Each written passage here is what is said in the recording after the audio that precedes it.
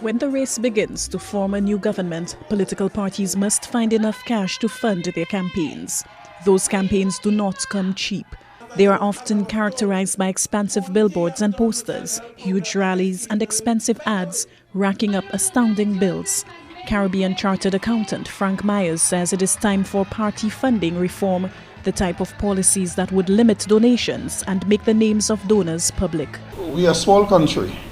Technically, everybody has one vote. And it is unlikely that any person is going to give a significant amount of money to a political party and not want something back in return. That is the dangerous thing of all of this. St. Lucia's Prime Minister says the issue is raised every election cycle, and this one is no different. He says the jury remains open on this topic. I have mixed views and mixed feelings about it. I'm not so sure that it is as big an issue for small countries as it is for big countries. I'm not too sure about that.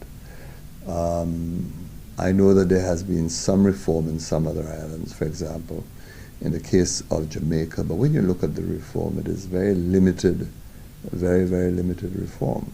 So what do the voters think? All the registered voters we spoke to called for declarations of sources of funding. Some say it should go a step further, with parties and politicians declaring their assets ahead of elections.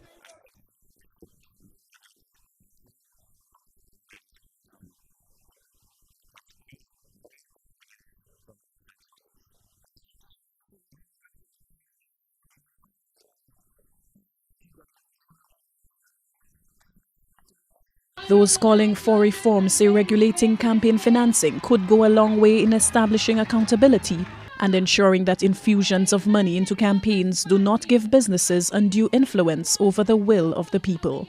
Alison Kentish, De La Source, St. Lucia.